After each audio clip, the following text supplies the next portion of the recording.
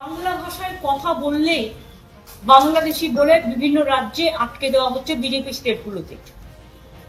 আমার কথা হচ্ছে, বাংলা ভাষায় কথা বলা কি অপরাধ? ইন্ডিয়ানদের সমস্ত আইডেন্টিটি থাকা সত্ত্বেও, সব দেখানো সত্ত্বেও পরিযায়ী শ্রমিক আমার রাজ্যেও 1.5 কোটি আছেন। সব রাজ্যের লোক আমার রাজ্যে কাজ করে, তাদের তো আমরা কখনো অসম্মান করি না, আমার করা উচিত নয়। কিন্তু আমাদের বাংলা ভাষায় কথা বলা কি অপরাধ?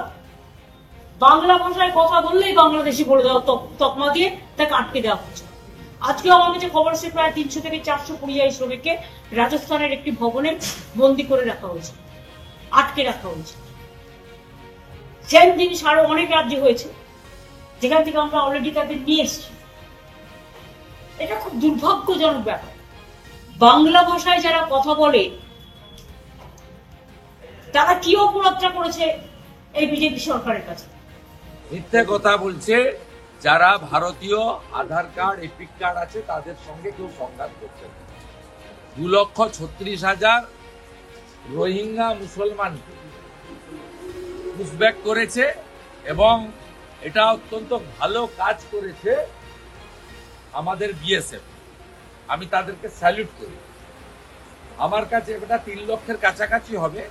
আমি 15 দিন আগে একটা খবর পেয়েছিলাম 2,76,000 খুব করেছে। এবং ওরাও বার্মা হয়ে বাংলাদেশ থেকে এসেছে, ওরাও বাংলাতেই কথা বলে। মমতা বন্দ্যোপাধ্যায় ক্লিয়ার করা উচিত যে ভারতে থাকা ভারতীয়দের বাংলা ভাষা না রোহিঙ্গাদের বাংলা ভাষা।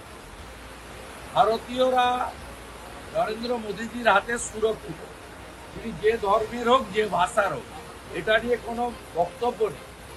আর নরেন্দ্র মোদীজি শরণার্থী হয়ে আসা, বাংলাতে কথা বলা বাংলাদেশের হিন্দুরা ধর্মীয় কারণে যারা এসেছেন তাদের জন্য তিনি সিএএ তিনি চালু করেছেন, যার সুফল সবাই পাচ্ছেন।